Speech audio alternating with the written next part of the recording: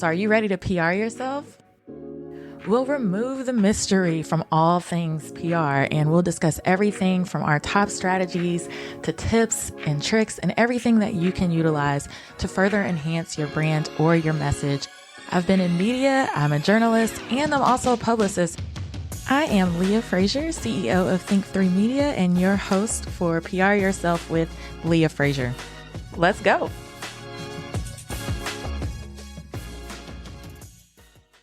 Welcome back to another episode of PR Yourself with Leah Frazier. I'm your host, Leah Frazier, and I'm so excited to be back with you guys doing an episode in honor of Mental Health Awareness Month. We are actually at the last day of May, but I wanted to make sure that I got this one up for you because it's so special to me.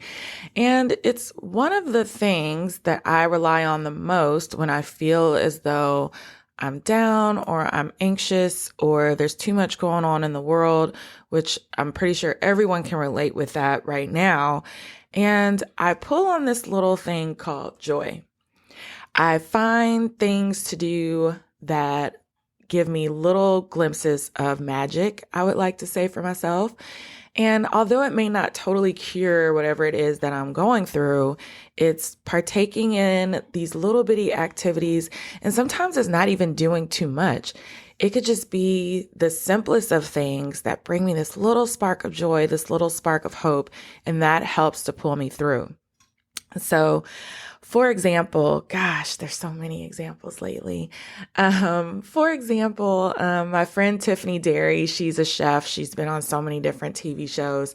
She hosted another chef, I think he's a James Beard winner, at her restaurant this past weekend. And it was supposed to be a book signing. It ended up being a party. She pushed all the tables out at the restaurant. She's never done it before. We all came in. They were passing around small bites that came from his book because it was a cookbook, and the drinks were just constantly flowing, and she had a DJ there, and it was just a party. And towards the end, the DJ started playing all the line dances. So, if you've been to the cookout a time or two, you know what that does for the Black community when we hear specific songs that have specific dances to it. There is this little spark of joy that comes with that when you could take a room full of 50, 100, however many people, and in that one moment, we're all unified. In that one moment, we're all smiling, giggling, laughing, having a great time. And you just hop on in and you just do it. And even if you're not Black and you're trying to pick it up, or maybe you even know it, you hop right on in too. And it's just those little bitty snippets of time where you just feel this peace or this enjoyment or this excitement inside that can kind of help you navigate through whatever you had going on for that day. And even looking back at some of the pictures that Tiffany posted, she posted yesterday and the day before, and I was looking and I'm like, man, just look at all of us just having a good time. Look at all the smiles in the room. And they were true, genuine, authentic smiles, not anything posed for the camera. This was true joy. And so when I think about the author, Tracey Michae'l Lewis-Giggetts, that I have coming on, she is the author of Black Joy. It is a bestseller. Like when I say bestseller, I mean all over. And Tracey is absolutely phenomenal. And she has taken this concept of Black joy and what it means to her through these personal essays she's written in this book. And it is 100% relatable, but it also teaches the reader that joy can come in various forms, especially if we relate it to our mental health or we relate it to whatever we have going on in our lives. If you sit back, there are little things that may spark a memory. There are little things that you do that can bring you these little bitty snippets of joy. And she talks about this in various essays throughout the book. So I'm so excited for you guys to hear Tracey's discussion. She is absolutely phenomenal. Like, I could have talked to her forever, but she's a very busy author. I knew she had a lot of stuff to do that day, and I was just bummed because she is just that amazing and inspiring. So I want you to tune in. And throughout today, And maybe even not today, after you kind of digest our discussion, I want you to think about the simplest things that bring you joy. Even if it's something as simple as a memory of a loved one. In the book, Tracey talks a lot about her grandmother. And there was some times that I was reading the book that made me think of my big mama and the joy that I would have as a kid when she would watch us and hearing something frying in the pan and knowing that, oh, Big Mama's throwing down. And that brings me so much joy because I remember as me and my brother and my sister as kids, like going to Big Mama's house, we knew we were going to get very well fed, and we knew that the food was made with love, and it just tasted so good and it was so yummy. And she would let us eat as much ice cream as we wanted. I mean, down to being sick. And when I say sick, sick, coming out of both ends. But that was Big Mama, and that was joy. And when I was reading Tracey's book, it brought back those memories and it brought a smile to my face. So it could be something as simple as that. And I want you to just reflect on how you can bring these little sparks of, magic to your life over the next week, over the next couple of weeks. And let me know what you're doing. Tag me in your social media post and let me know how you're reigniting your spark of joy. All right. And so when we come back, I'll be back with that very special interview with Tracey. You're going to love it. But before we get to the interview, we're going to hear a word from our sponsors and then we'll get back to it. This episode is brought to you by Kitcaster. Kitcaster books you on top podcasts. How do funded startup founders attract prospects and talent? Podcast interviews. How do entrepreneurs with exits find new deals? Podcast interviews.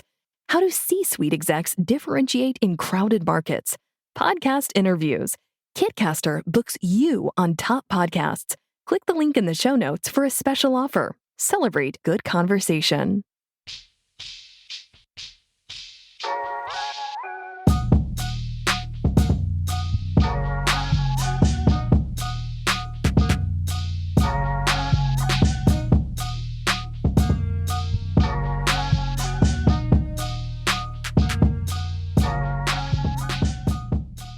All right, welcome back to another, and this is a special episode of PR Yourself with Leah Frazier. We're right in the middle of May, or actually we're ending May, Mental Health Awareness Month.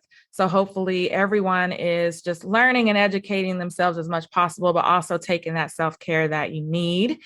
But I am so excited. And when I say excited, I am just over the moon happy to welcome a very special author of Black Joy. But before I get to speaking a little bit more about the book, I just want to say that I came across this book because of wine. The one thing that gathers people all together.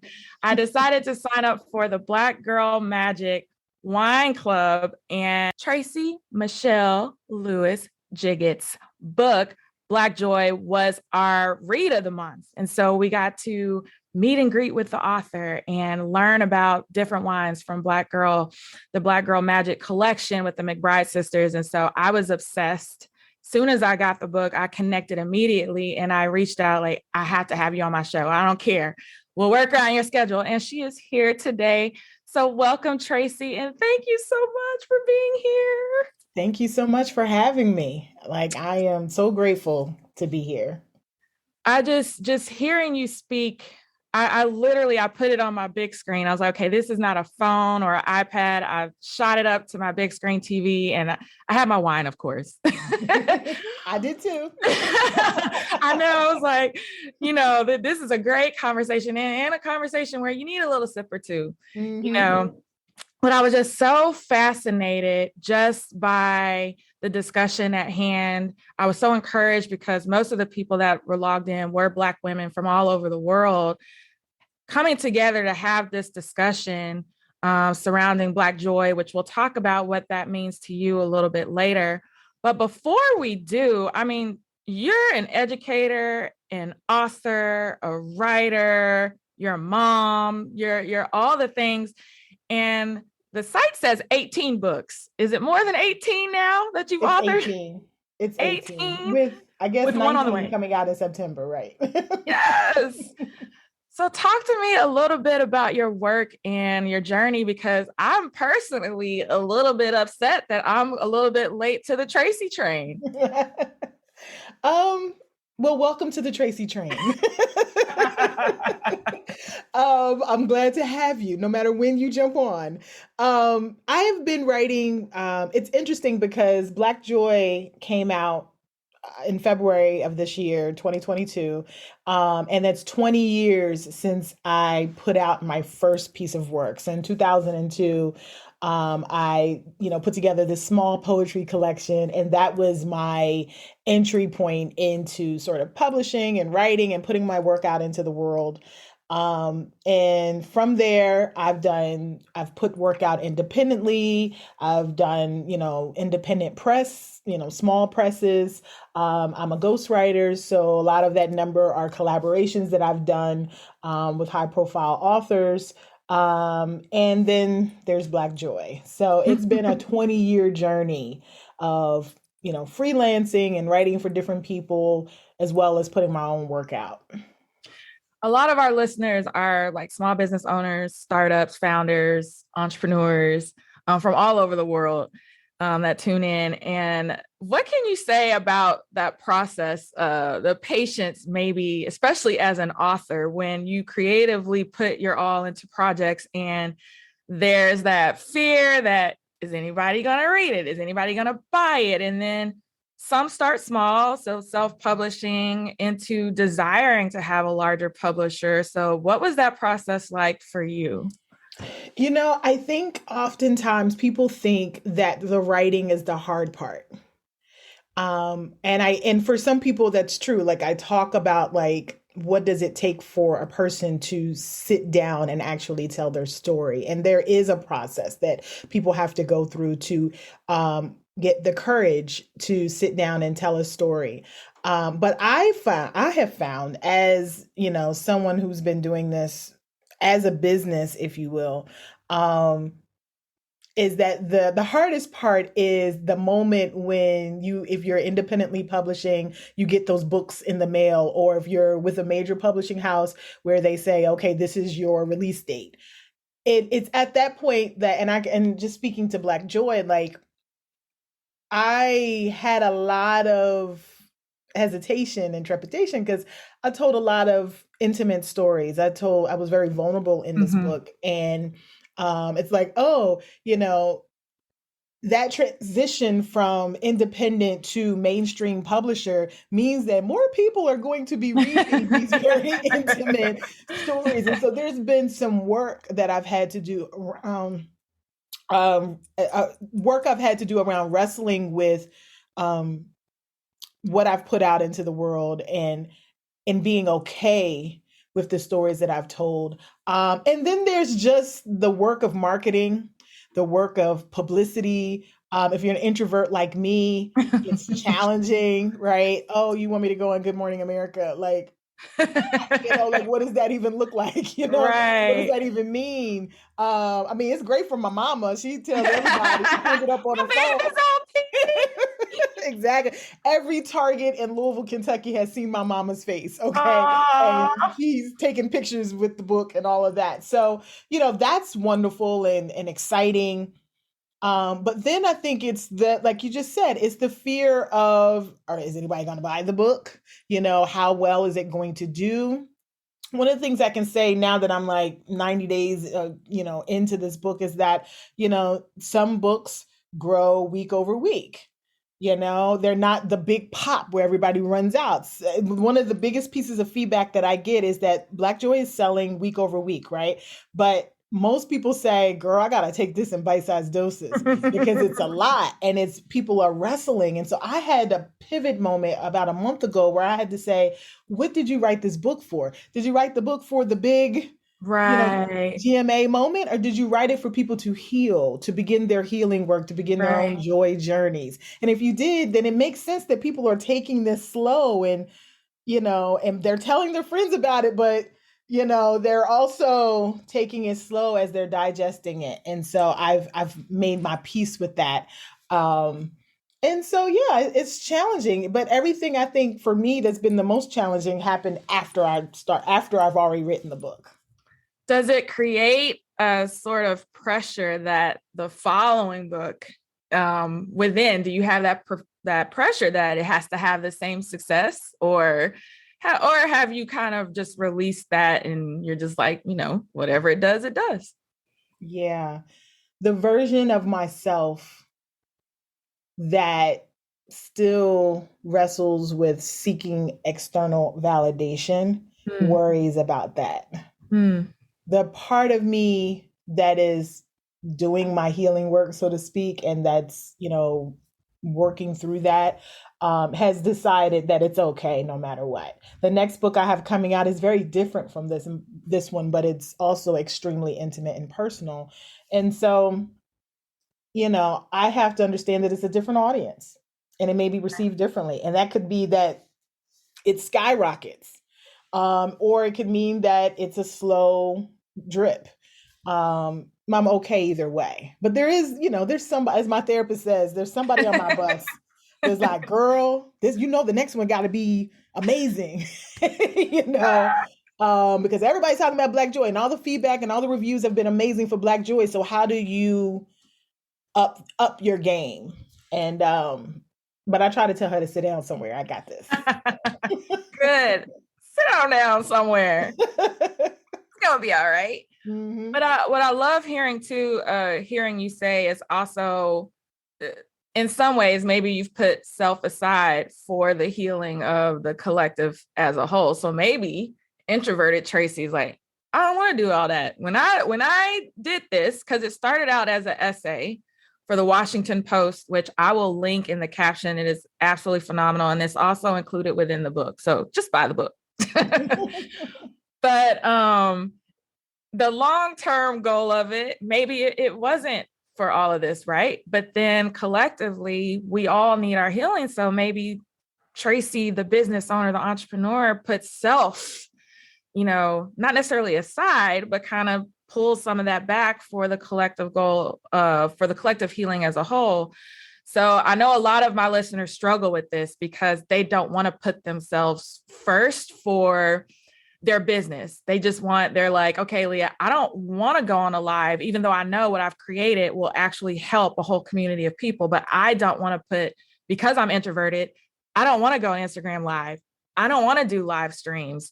What was a conversation or what did you tell yourself where it's like, okay, inner Tracey, we've got work to do? Mm-hmm. It's interesting you mentioned IG lives because I'm that person. Like, do I have to? Video, I am very much video off. If we can have video off, I'm going to do it. And if you don't detail it to me, I'm coming video off. Exactly. You know what? It's a daily, just like I talk about like daily writing in your joy, being intentional about your joy. I think it's a daily work for me to tell that version of myself, that person, because at the end of the day, what I'm learning through therapy is that person is trying to keep me safe, trying to protect my feelings and my heart, and trying to, put up these barriers for me so that I don't, fall victim to, some troll on the internet that doesn't like my video or whatever it is, whatever that part of me is fearing, in doing that. And so I think the daily work for me has to do with what is my intention, asking myself, what is my intention? And you're right. Like, if you asked me 5 years ago whether or not I would be writing a book about Black joy, I'd be like, for what? Like, why? Like that, it never occurred to me. And that's kind of how I know I'm supposed to be doing it, because it has unraveled in a way that was way bigger than I could have ever imagined for myself. I was going to write. I've always been a writer, but this kind of happened almost as if the ancestors were like pushing me on. It's like, this is the time for this conversation because of what's happening in the world. So I think part of it is not setting aside, but more of understanding the interconnectedness of it all, that the work that I'm doing on myself and that I'm writing that about is very much connected to your work, Leah, and the next person's work, and that we're all doing this and we're all having impact in that way. And so I try to look at it as the collective healing is very much wrapped up in my personal healing, and my personal healing is very much wrapped up in the collective healing. And I think if we kind of see each other that way, then we're more apt to do the work, because we understand that there's there's an old like church thing where people will say someone is in chains waiting for you to Right. set them Right. free. And I don't know necessarily if that's an exact thing that I want to be thinking about, but I do believe that we're all connected and that my work helps the next person do their work. And so someone's reading Black Joy and is getting the courage infused to be able to tell what may be the next amazing New York Times bestseller book or film or, business or whatever it happens to be. So let's go back to that, because the original essay that you wrote was, I mean, if anybody reads it, you feel like you're right there outside with you and your daughter, just experiencing joy in its form. It was written June 19th, 2020. So right after everything that happened with George Floyd's murder. So pretty much at the peak of just everything just going on, racially charged within the world.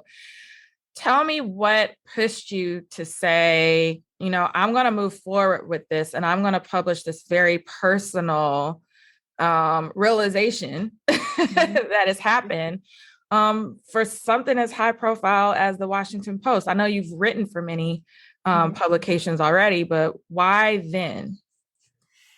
I think it is, as I said, it was a series of just unexpected events.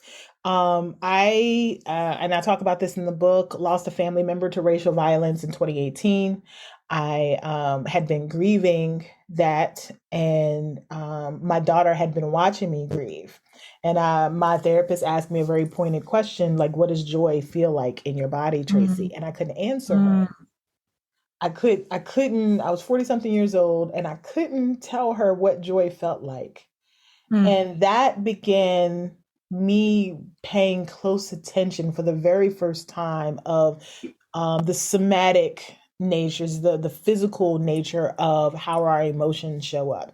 If she had asked me what does anger feel like, I could write a whole book on that. If she asked me what my sorrow and despair and hopelessness sometimes felt like, I could have answered that, but I could not answer with joy, and I wanted to know why. And so that was, I think, the latter part of 2019. I'd also come off a very severe health crisis that I, in hindsight, believe was very connected to the grief and the trauma that I was holding in my body.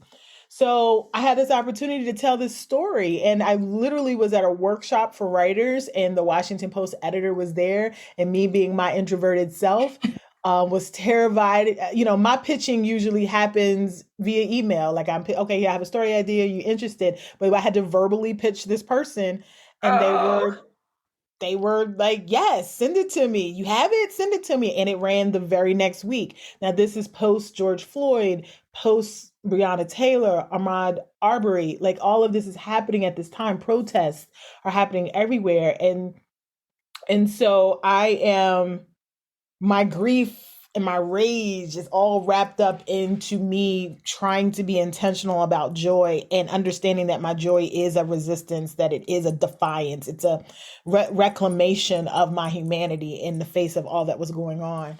And from there, like everything, it was a whirlwind. The Washington Post piece kind of took off.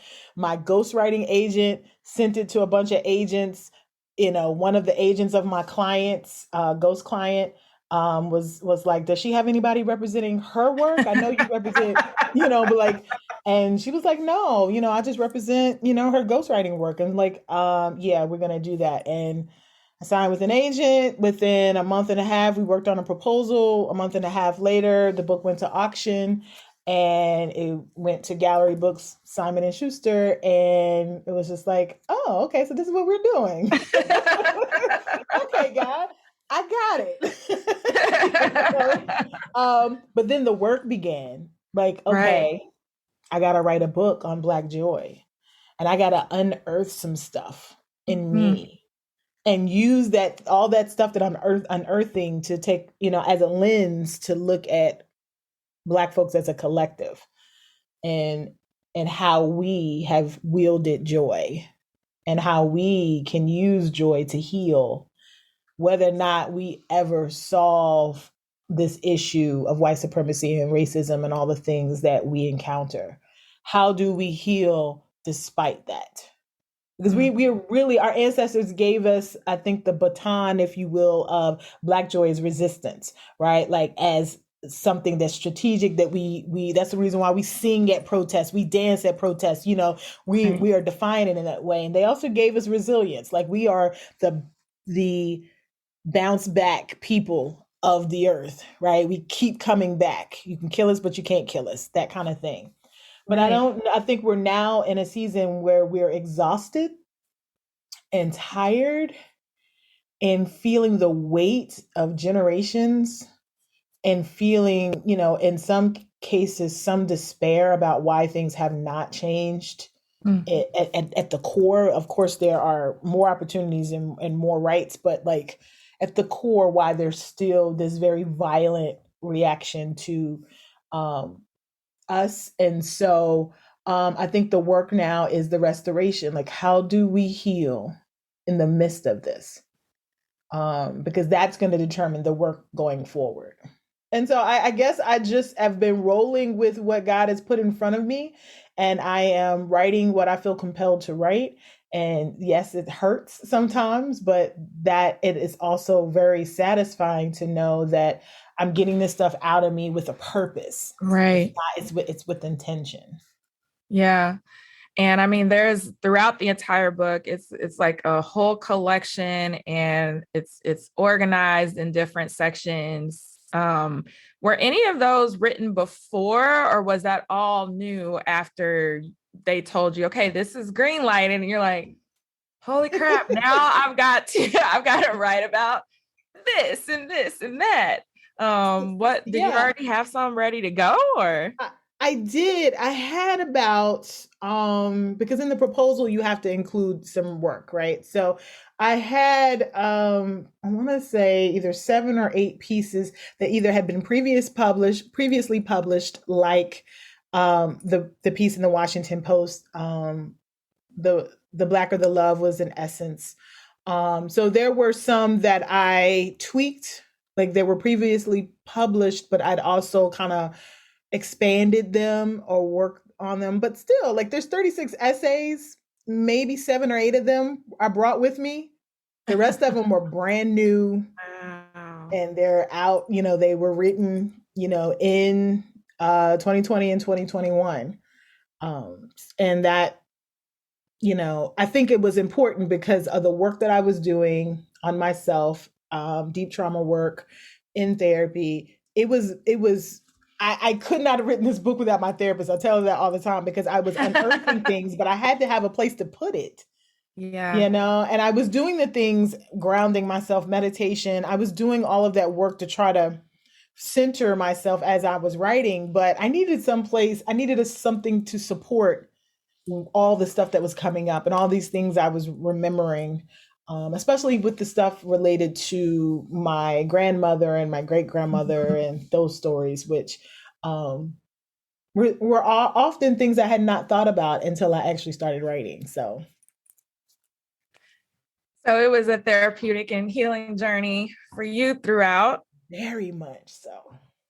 But at least you had therapy to help you sort through it and kind of help you move on. Because sometimes we open up things and we don't know how to move past it. Yes. And so that Yes. can often be a scary feeling as well. Like, okay, I just opened up Pandora's box. What am I gonna do with this? I gotta work Oh, tomorrow. absolutely. You know? Absolutely. That I needed to have someone who could walk alongside me so I could make sense of what I was feeling and sensing and learning about myself. Yeah, I think these kinds of books, I think, require that to some extent. Or maybe that's just me. Maybe I required it, but it was definitely helpful. That's for sure. If someone that is non-Black comes Mhm. up and they question, maybe just out of curiosity, what exactly Black joy means, and I'm sure you've probably had this question since February, and obviously it's hard to put a definition to that. What do you say if somebody's like, well, what is this Black joy? Mhm. How do you define this? Oh yeah, when that first essay came out, I had a lot of inbox messages and email from folks who wanted to know why I was putting race on joy. Once again, you're playing the race card, that kind of thing. And I think what I've had to explain when I've chosen to explain is joy is a universal human experience, joy by itself. It is physiologically a response to pleasure, right? The dopamine, the adrenaline, all the things that happen when we're really happy, when we're really excited, all of those things that happen in our bodies, that is joy. Black joy, though, is all of that same human stuff that lives within this melanin and the historical and situational and present day context that I have to exist in as a person, as a Black person. And so that's distinct. It is unique. Just, culturally, it is an experience that is very different from the joy that other groups um, experience. It's also very different in terms of how it's perceived and how it's embraced by other groups, right? So we all know that historically that our joy is frowned upon, right? Like get, a bunch of sisters at the restaurant and we're enjoying ourselves. And in many cases that can be frowned upon depending on who's in the room. Our children and their laughter at the park, our ways of moving, our creativity, like all of those things, until it can be commodified and colonized by other groups, is often frowned upon. And so I think Black joy is about this joy that lives despite that, in spite of. It's something that our ancestors gave us. They've been knowing how to hold joy even when they weren't particularly happy. There is a distinction between the two. When their circumstances weren't particularly happy, there's this undercurrent of joy that was always present and they could always tap into. And so I tell, people who are not Black, that is what Black joy is. It is not it's not standing in offense against any other person's joy, but it is our celebration that lives within our particular experience.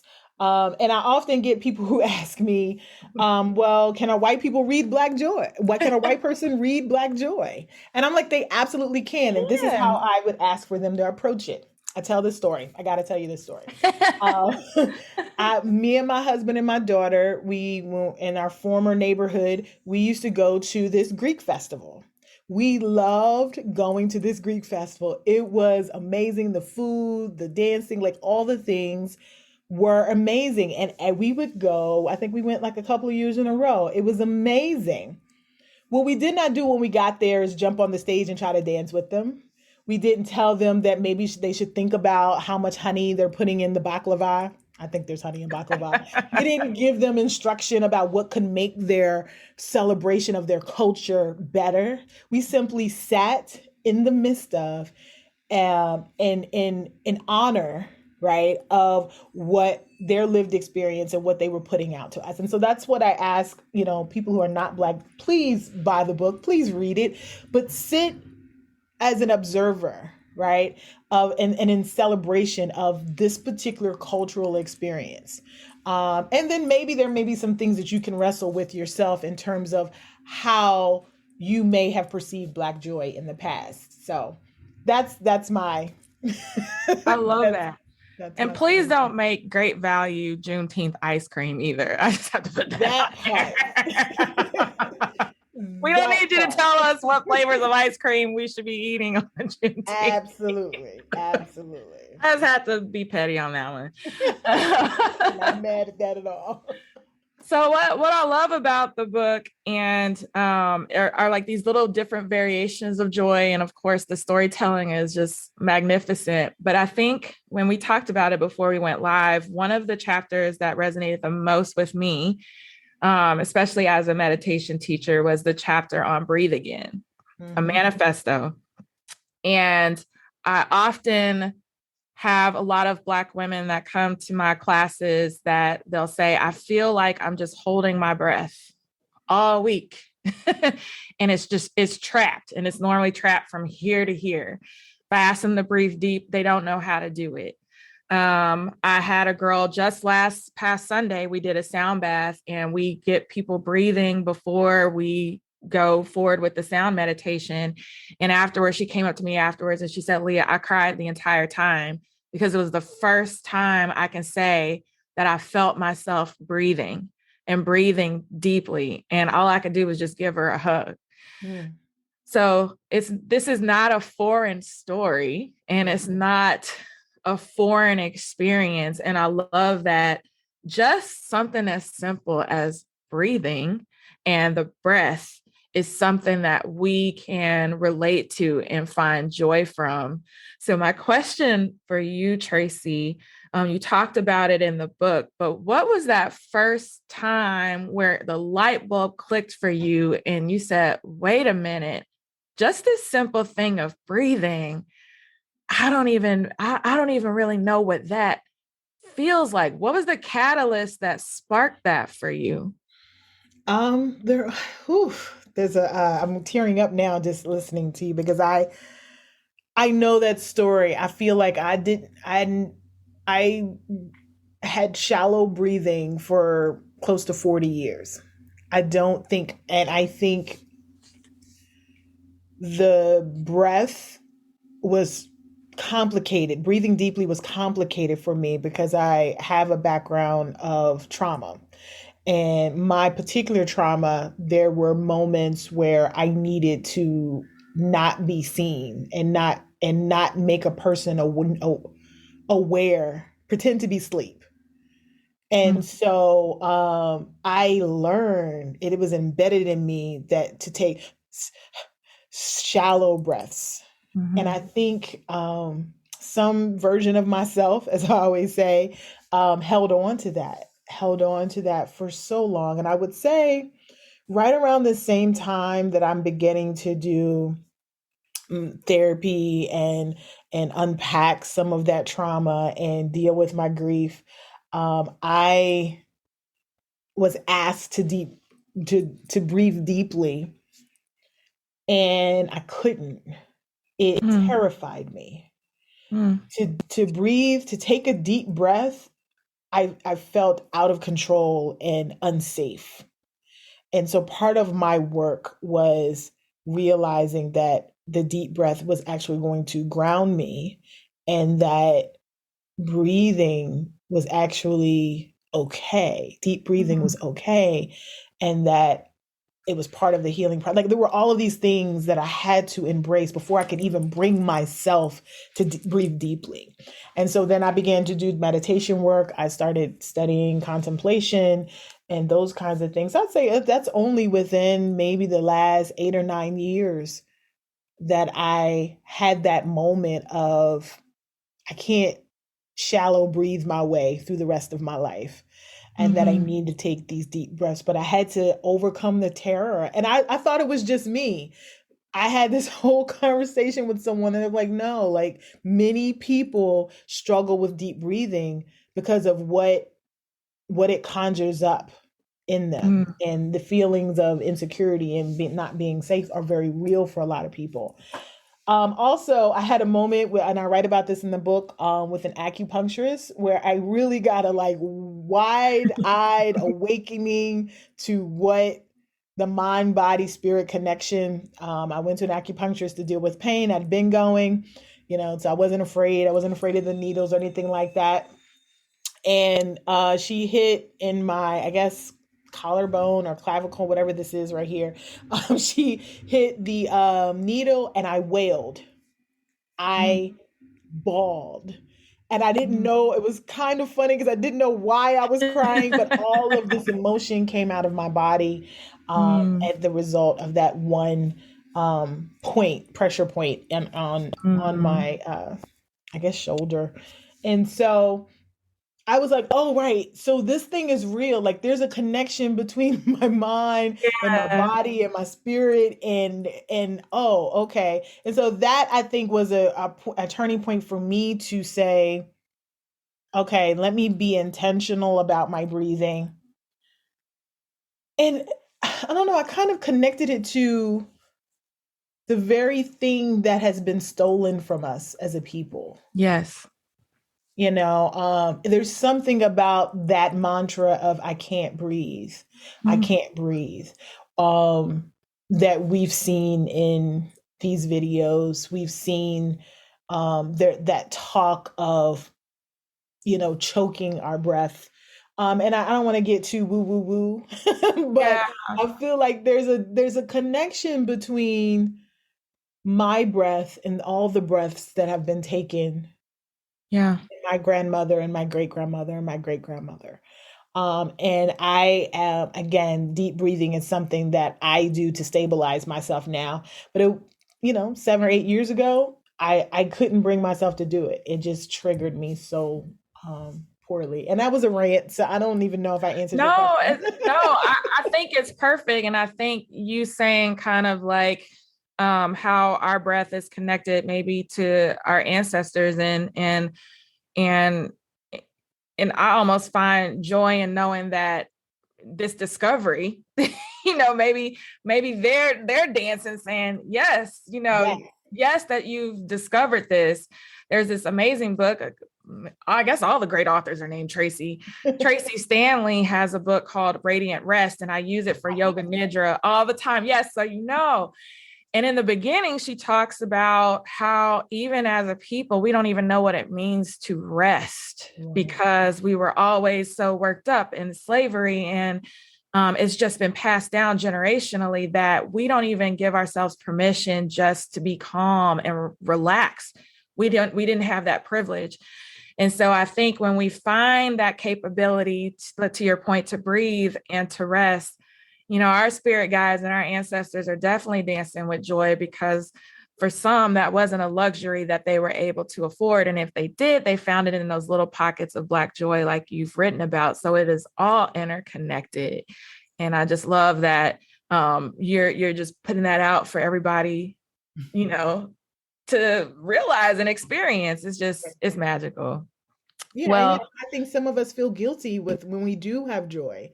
yes. And I want people to know, we think, oh, how can I experience this wonderful moment or have this joy moment when my ancestors didn't have the opportunity, or they had to work so hard, so I should work every myself to the bone also. And I feel like our ancestors was like, no, I did, you don't have to. you Right. know Right.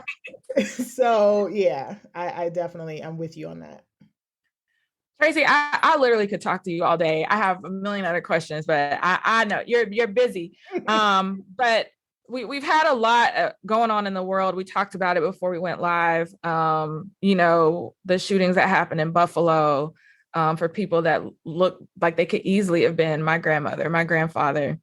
And that was just really sad for me. And then recently with Uvalde and the elementary school shooting is just, it's a lot going on in the world. For someone that looks to your book or maybe even looks to other areas for healing, what would your suggestion be for self-care and just preservation of our body, minds, and spirits as these actions continually it happens? It's just cyclical. It just keeps cycling. Yeah, I encourage us all.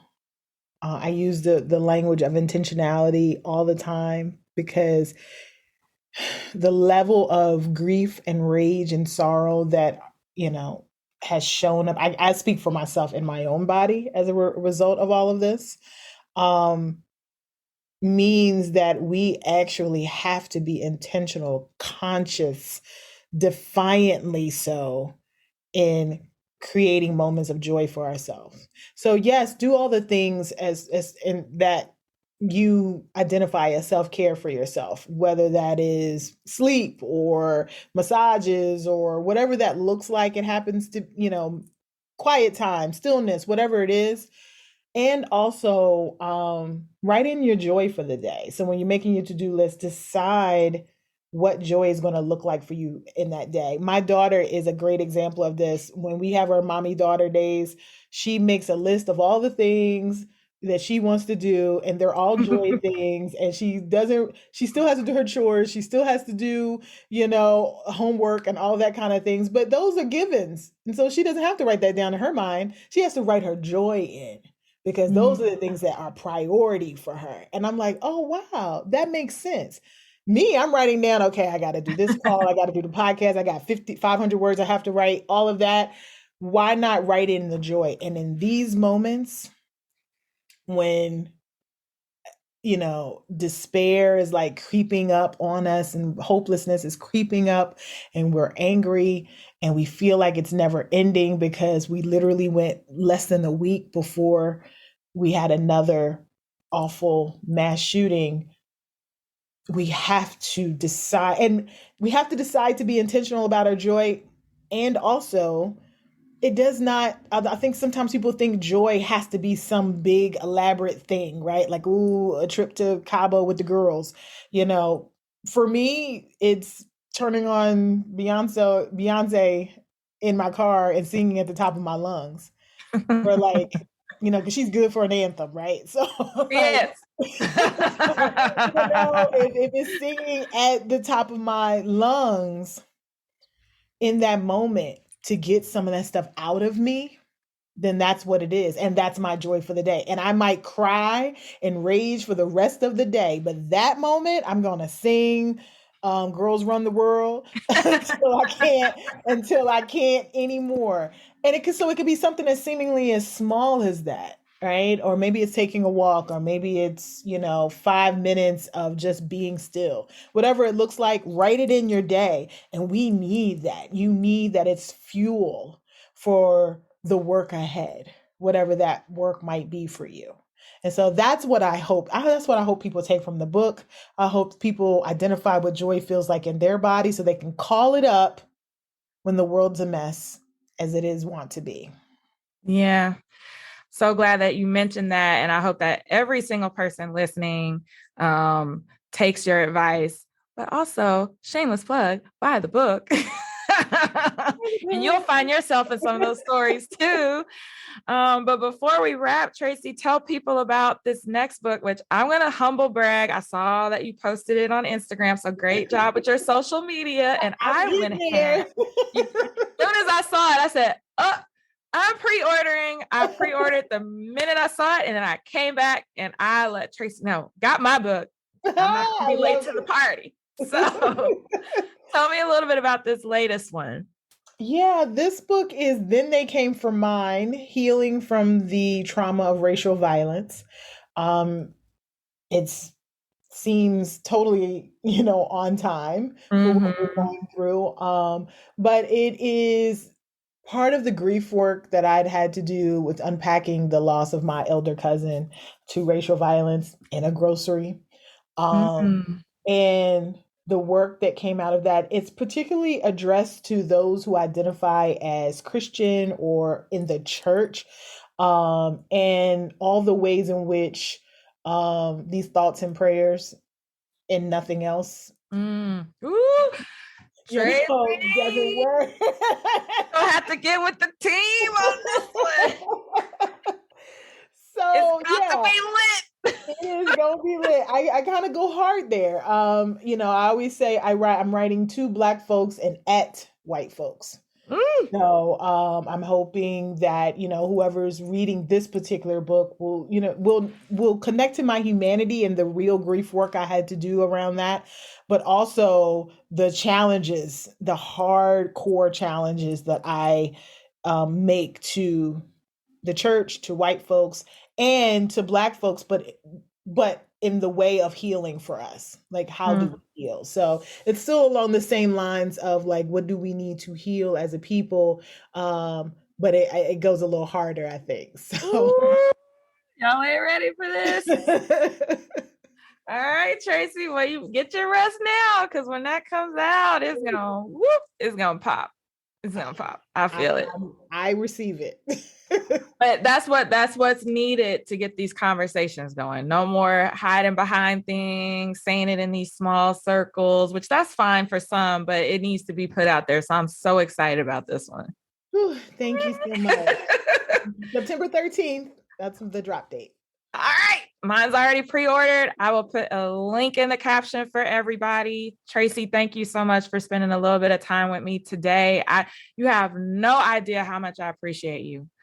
I appreciate you. I appreciate you. Please continue doing the work that you're doing. And if you ever need anything, please reach out. Seriously. Thank you for having me. Thank you for who you are and the work that you do. Thank you. For us introverts. Yes. Oh my gosh. That have to push ourselves. Exactly. Thank you so much for all that you do and for having me here to talk. I love it and I appreciate it so much.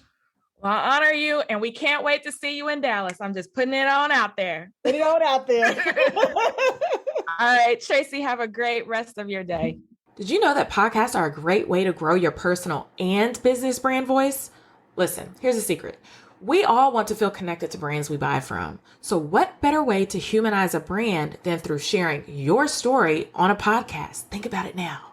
You in bright lights and on PR Yourself with Leah Frazier. Hey, it can happen. Listen, Kitcaster is a podcast booking agency. They're one of the friends of the show that specializes in developing real human connections through podcast appearances. So if you're an expert in your field, you have a unique story to share, or you have an interesting point of view, it is time for you to explore the world of podcasting with Kitcaster. You can expect a completely customized concierge service from their staff of communication experts. Kitcaster is your secret weapon in podcasting for business. Listen, your audience is waiting to hear from you. Don't make them wait too much longer. So what you're going to do, you're going to head to kitcaster.com. That is kitcaster.com/PR yourself to apply for a special offer for friends of this podcast. And listen, don't delay. Get with it today. A lot of your amazing guests that you guys love so much on this podcast came from Kitcaster. Don't delay. Next time it needs to be you.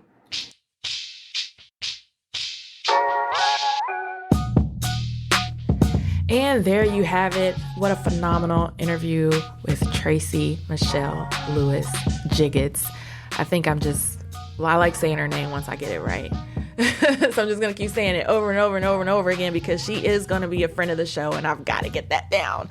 Can't wait to have her back to discuss her new book. So you guys just stay tuned in. I think what I love most about this episode was not only that we were able to combine Mental Health Awareness Month and her book and tie that into just her tips for being present with the body, discovery of the body, joy with the body, mind, and spirit, but also her very real business and entrepreneurship tips of pitching herself, moving past her fear, personal branding. I mean, there were so many nuggets, if you really paid attention, that we hit on in this episode to help you PR yourself better.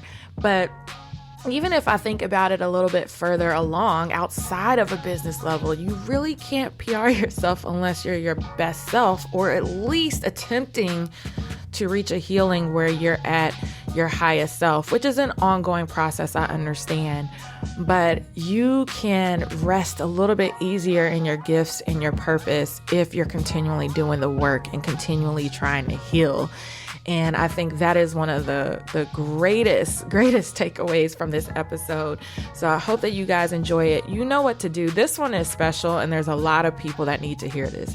There's actually a lot of people that need to read this book. I'm actually going to give this out as gifts, particularly to family and friends, because it is just, it just resonates from every ounce of my being. And so if you feel that same way too, click that link in my bio, go buy the book. Also, Also, please like, comment, and share this one out, or leave us a review. You doing that not only helps people that need to hear this information, but it also keeps the show ranked so we can keep bringing you stellar and outstanding guests that can get you exactly what you need. And so I thank you all for tuning in. Again, this one is very near and dear to my heart. If you like it, you can also leave me a message, Leah at think3media.com, or on Instagram at the Leah Frazier. You can go ahead and shoot me a DM. Sometimes you guys tag me in your stories when you're listening, and I freaking love that, because then I share it on my page and I share it on the PR Yourself podcast page. But also, if you're going to be doing a little social media, and you heard Tracey say so herself that she's getting better at it, you can go ahead and tag Tracey on Twitter at TM as in man, Lewis. Or if you're going to follow her on Instagram, go ahead and tag and follow at T as in Tracey, MLGWRITER.